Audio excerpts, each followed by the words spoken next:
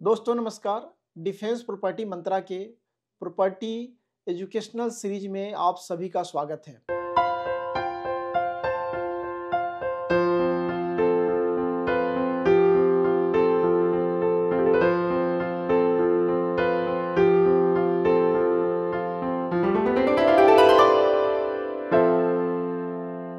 आप सभी का प्यार, साथ सहयोग हमेशा मिलता है।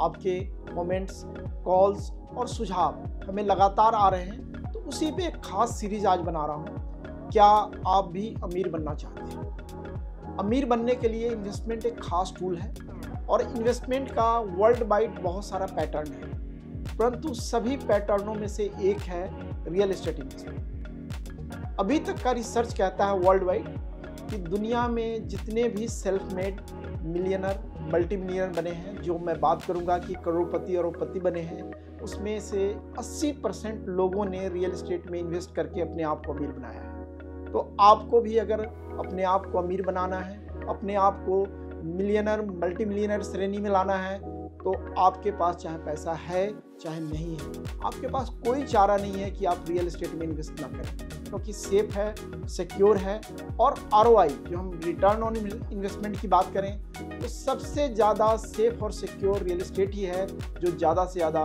रिटर्न दे सकता है, आपको अमीर बना सकता है। शुरुआत करते हैं। हमारा ज़्यादा से ज़्यादा दर्शकों के जो सुझाव आया है, चाहे उनका सवाल था कि रियल एस्टेट में क्यों, तो रियल एस्टेट जो प्राइम फैक्टर है रिटर्न ऑन इन्वेस्टमेंट के जितने भी पैटर्न हैं, सब में रिटर्न का एक तरीका है, रिस्क एपेटाइट है कि आप कितना रिस्क लेते हैं, कितना रिटर्न आएगा।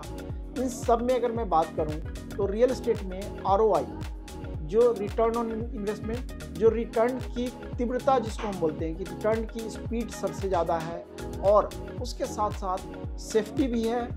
आप किस तरह से इन्वेस्ट करते हैं, आप किससे सुझाव लेते हैं और आपका पैटर्न क्या है, ये सारा मैटर करने वाला है। और आज आपको मैं 5 फैक्टर देने वाला हूँ जो आप ध्यान में रखेंगे, आपका रिटर्न बहुत ही अच्छा रहेगा और आपका एक मल्टीप्लाइड जो हम बात करते हैं ROI रहेगा रिटर्न ऑन इन्वेस्टमेंट। सबसे पहला फैक्टर है इंस्टेंट प्रॉफिट। मैं आपको समझाने वाला हूँ बहुत ही आसान तरीके से इंस्टेंट प्रॉफिट होता क्या है रियल एस्टेट में।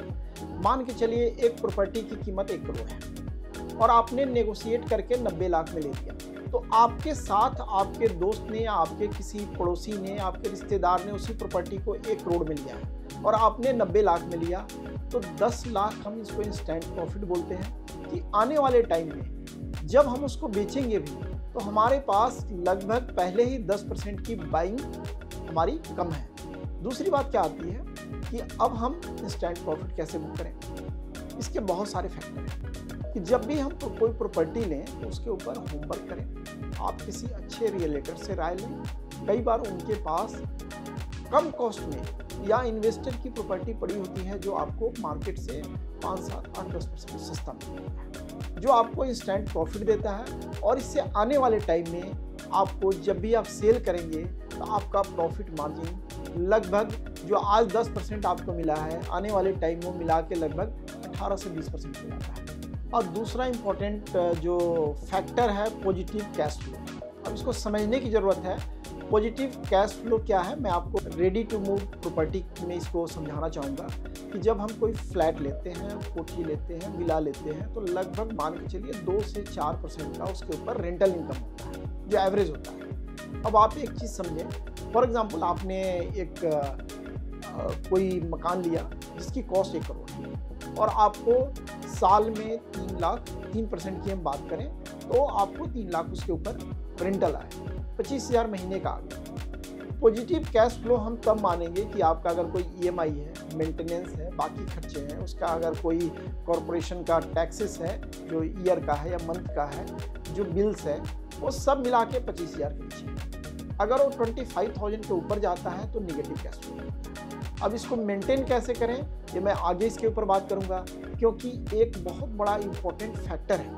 अब मैं कमर्शियल के केस में तो एवरेज 4 से 6% का एवरेज जो रेंटल आज की डेट में पैन इंडिया चल रहा है, वो डिपेंड करता है कई बार लोकेशन के ऊपर, प्रॉपर्टी के ऊपर और आपने किस रेट में परचेज किया उसके ऊपर। तो आप अगर अपने पॉजिटिव कैश फ्लो को मेंटेन करते हैं तो आने वाले टाइम में आपकी बाइंग पावर बढ़ती है और आप मल्टीपल प्रॉपर्टी को ले सकते हैं, अपने आप को अपग्रेड कर सकते हैं, अपने आप को अमीर बना सकते हैं। जो तीसरा प्रमुख कारण है जो आपके प्रॉपर्टी की आरओआई की, जो आपकी जो रियल एस्टेट की आरओआई को बढ़ाने वाला है, वो है फोर्स एप्रिशिएशन, जिसको मैं अपने शब्दों में क्रिएटिविटी बोलता हूँ। फॉर एग्जांपल, आपने कोई मकान लिया, आपने उसके अंदर कुछ इंटीरियर चेंजेस कराए। जैसे आज के डेट में आपने स्मार्ट होम का कंसेप्ट है, आपने कर्टेन है विद रिमोट करा दिया, तो जब कोई बायर है आपने उसके अंदर 3-4 लाख रुपया लगा दिया, तो मे भी आपको 8 से 10 लाख का प्रॉफिट और दे जाए जो आप बेचने वाले थे। दूसरा आता है,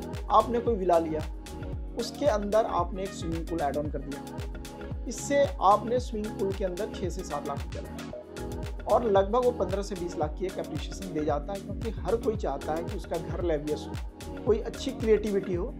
कॉस्ट पे करने में कस्टमर को अगर क्वालिटी है तो कोई नुकसान नहीं। तीसरी चीज़ आती है कि आप अगर लैंड भी लेते हैं, लैंड लिया आपने, लैंड को प्लेन छोड़ा हुआ, आपने उसके अंदर बाउंड्री वॉल कर दिया, उसके अंदर आपने कोई सिंगल रूम बना के एक 25% जिसको हम कवर की बात करते हैं कर दिया, इससे भी एवरेज आप देखेंगे उस प्रॉपर्टी की वैल्यू बढ़ जाती है। तो जो फोर्स एप्रिशिएशन है, ये डिपेंड करता है कि उसके अंदर आप क्रिएटिविटी कितनी डाल रहे हैं। ये शॉर्ट टर्म में ही लॉन्ग टर्म में भी आपको फायदा देता है। चाहे अगर मैं बात करूं, आपने एक कोठी लिया है, एक 2 बेडरूम कोठी, आपने ऊपर एक बेडरूम बना दिया, एक वॉशरूम बना दिया, एक किचन बना दिया।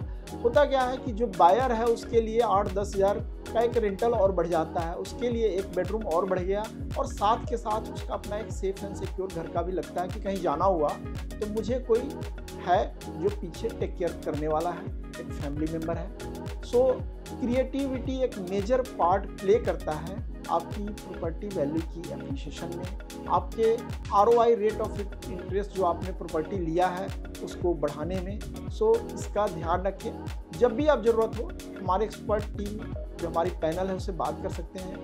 हमने बहुत सारा क्रिएटिविटी का काम किया है और लोगों को, अपने कस्टमरों को अच्छा एप्रिशिएशन इसको बना के। अब चौथा इम्पोर्टेंट पॉइंट है जो हमारा लिवरेज का है। अब समझना होगा, जो आरओआई में, रिटर्न ऑन इन्वेस्टमेंट में मल्टीपल वे है जो हम लिवरेज के द्वारा हम अपने जो कैश फ्लो को बढ़ा सकते हैं, हम अपने इन्वेस्टमेंट के पैटर्न में ज़्यादा से ज़्यादा रिटर्न ले सकते हैं। तो आज आपको मैं समझाने वाला हूँ। फॉर एग्जांपल, आपके पास 1 करोड़ रुपया पड़ा है बैंक में, आपके पास, आप जाके एक घर या कोई कमर्शियल 1 करोड़ का ले लेते हैं और आपका पैसा इन्वेस्टमेंट हो जाता है। अगले 5 साल, 7 साल, 10 साल में, हम 10 साल की बात करें तो लगभग प्रॉपर्टी 3 से 4 करोड़ है। तो जो 1 करोड़ की वैल्यू थी वो लगभग 3 से 4 करोड़ की वैल्यू है। आप बहुत खुश हैं कि मैंने एक अच्छा रिटर्न हासिल किया। अब मैं इसको लिवरेज के तौर पे अगर मैं देखूंगा, as a investment expert, property expert देखूंगा, तो यहाँ पे अगर आपकी एलिजिबिलिटी थी लोन की, क्योंकि अगर आपके पास बैंक में 1 करोड़ पड़ा हुआ है, एलिजिबिलिटी है, तो आपके पास कहीं ना कहीं अच्छी आईटीआर होगी, जॉब हो गया, बिजनेस होगा, तो आप इसमें लिवरेज ले सकते हैं। फॉर एग्जांपल, अगर 1 करोड़ का मुझे कोई फ्लैट लेना है या कोई प्रॉपर्टी लेनी है, तो बैंक लगभग 80% तक लोन देता है। 15 से 20 लाख मुझे चाहिए सेल्फ फाइनेंस। तो मैं क्या कर सकता हूँ कि एक की जगह 4 से 5 प्रॉपर्टी ले सकता हूँ। उससे फर्क क्या पड़ेगा कि बैंक को मैंने अपना कोलैटरल एक पार्टनर बना लिया, रिस्क में बैंक भी मेरा भागीदार बन गया, और बैंक के पैसे से, क्योंकि बैंक आज की रेट में अगर मैं देखूं तो लगभग 8.5% प्लस माइनस जो भी मार्केट का रेट होता है उसके ऊपर आपको लोन दे देता है, और एवरेज प्रॉपर्टी की मैं बात करूं तो 15 से 20% का लोन है। तो मैं लिवरेज के द्वारा भी, अब हम ऐसी प्रॉपर्टी लें, अब कई दर्शकों का सवाल होगा कि अब 4 करोड़ का ईएमआई कैसे पे करेंगे, तो हम जो भी जहाँ, अब यहाँ कैश फ्लो बहुत इम्पोर्टेंट है, जो हमारा दूसरा पॉइंट है कि पॉजिटिव कैश फ्लो। देखिए, स्टार्टिंग में पॉजिटिव कैश फ्लो नहीं होगा। अगर 1 करोड़ का घर है तो मान के चलें आपने 20 लाख दिया है, 80 लाख बैंक ने दिया है, 75 से 80 हज़ार की किस्त है उसकी, तो एवरेज 35 से 40 हज़ार का आपका रेंटल आएगा, और कमर्शियल में जाएंगे तो 60,000 तक आएगा। तो लगभग 20 से 30 हज़ार का निगेटिव कैश फ्लो। स्टार्टिंग में, लेकिन डे बाय डे अगर ईयर बाय ईयर जाए, अगर मैं 10 साल की बात करूं तो ये बराबर हो जाएगा, क्योंकि हर साल रेंटल वैल्यू 5 से 10% तक बढ़ती है और आपका जो कमिंग डेज में होगा 10 साल 12 साल के बाद वो वैल्यू बराबर हो जाएगा। जो हम बात कर रहे हैं कि जो निगेटिव कैश फ्लो था आपका पॉजिटिव आया। अब एक एग्जांपल लेते हैं कि 10 से 12 साल बाद जो 1 करोड़ की प्रॉपर्टी थी वो 3 से 4 करोड़ में एंड यू आर हैप्पी। लेकिन वही अगर आपने 5 प्रॉपर्टी ली होती, क्योंकि आपके पास लिवरेज था, तो प्रॉपर्टी 20 से 25 करोड़, आपके पास एक ह्यूज कैश फ्लो होगा, आरओआई की रफ्तार काफ़ी बढ़ जाएगी, क्योंकि बैंक को भी अगर हमने एक्स्ट्रा 1 से 2 करोड़ का ब्याज दिया हुआ है तो उसी के पैसे से हमने अपने प्रॉपर्टी के लिवरेज को, अपने रिटर्न को काफ़ी बढ़ा लिया है। तो इसको एक खास ध्यान रखें। और कई हमारे इन्वेस्टर हमारे पास आते हैं, राय लेते हैं, और मैं बता दूं जो पिछले 5-7 साल में जिन्होंने इन्वेस्ट किया है, आज उनकी आरओआई जिनको हमने लिवरेज के साथ दिया है बहुत अच्छे कंडीशन में है और आने वाले टाइम में और अच्छा बनने वाला है। हमारा जो चौथा पॉइंट है लिवरेज, एक कनेक्ट करता है पॉइंट नंबर 1। अगर मैं बात करूं इंस्टेंट प्रॉफिट, फॉर एग्जांपल अगर आपने जैसे पहले बताया था 1 करोड़ की प्रॉपर्टी 90 लाख की ली हुई है, लिवरेज लेके आपका परसेंटेज बहुत ज़्यादा बढ़ने वाला है। सेकेंड आता है कि आपका पॉजिटिव कैश फ्लो, कि हमने जो प्रॉपर्टी ली है उसमें हमारे पास रिटर्न कितना आ रहा है, क्या पॉजिटिव है। स्टार्टिंग में मैं बात करूंगा, कोई भी प्रॉपर्टी लेंगे तो रेंटल लेके आपका जो ईएमआई जा रहा है वो मे बी लगभग 15 से 20% का आपका निगेटिव कैश फ्लो होगा, जो कमिंग डेज में जैसे जैसे आपका ईयर्स बढ़ेगा, हर साल आपका रेंटल बढ़ने वाला है, तो पॉजिटिव कैश फ्लो में आ जाएगा। तीसरा नंबर में आता है क्रिएटिविटी, कि आपने घर के अंदर, आपने अपने ऑफिस के अंदर नई कोई क्रिएटिविटी की, एड ऑन चीज़ें कराए, उसकी वैल्यू बढ़ा दी और उसको बेच ली। तो लिवरेज को हम 5वें पॉइंट आने से पहले मैं डिस्कस क्यों करना चाहता हूँ कि कैश फ्लो से आपका एक मैनेज हो रहा है, और सबसे जो प्राइम फैक्टर है, जो आपने इंस्टेंट प्रॉफिट लिया है, इसका फ़र्क क्या पड़ेगा कि आपने एक की जगह 4 या 5 प्रॉपर्टी ली। आपके पास ऑप्शन है कि 6 महीने साल के बाद अगर इंस्टेंट एप्रिसिएशन अच्छा आ रहा है, क्योंकि पहले भी आपने instant profit in turn off buying ले लिया हुआ है, तो सेलिंग में आ रहा है, तो आप एक प्रॉपर्टी निकाल सकते हैं, उससे बैंक का कुछ पैसा आपने दे दिया, ऑप्शन है आपके पास। इससे फ़र्क क्या पड़ता है कि आपका सिविल भी अच्छा हो जाता है, आपको बैंक एक अच्छा कस्टमर कंसीडर करता है। फॉर एग्जांपल आपने 3 से 4-5 साल में 4-5 प्रॉपर्टी बेची, आपके पास एक मान के चलिए 100 to 150% का प्रॉफिट भी आ गया, आपने बैंक के पैसे भी चुका दिए, आपका सिविल भी अच्छा हो गया, आपका प्रोफाइल भी अच्छा हो गया। बैंक आपको कहता है कि सर आप मेरे से, अब पहले मैं 4 से 5 करोड़ का लेन दे रहा था, अब मैं आपको ज़्यादा दे रहा हूँ, और आपकी एक जिसको मैं बता रहा हूँ कि प्रॉफिटेबिलिटी भी बढ़ी है और आपकी इनकम भी बढ़ी है। मुझे कई दर्शकों का सवाल आता है कि हमें इस पे short term capital gain tax लगता है। जब हम पैसा अच्छा कमा रहे हैं, अगर हमें प्रॉफिट आ रहा है तो सरकार को टैक्स देने में कोई दिक्कत नहीं, क्योंकि एक नॉर्मल सा अमाउंट टैक्स जा रहा है, बाकी का प्रॉफिट तो हमारे पास आ रहा है, और एक शॉर्ट टर्म में जो प्रॉफिट आ रहा है वो आपको मल्टीप्लाई करने वाला है। फॉर एग्जांपल 1 साल के अंदर आपने किसी भी प्रॉपर्टी पे 25 से 30% बनाया, तो वो केवल प्रॉफिट पार्ट पे ही short term capital gain tax लगेगा। 5वां जो इम्पोर्टेंट पॉइंट है एप्रिसिएशन, और मैं आपको बता दूं एप्रिसिएशन का जो जुड़ाव है बाकी हमारे 4 पॉइंट के साथ जुड़ा है, लेकिन सबसे ज़्यादा एप्रिसिएशन कैसे आता है, लिवरेज से आता है। अब आपको फिर एक एग्जांपल देता हूँ।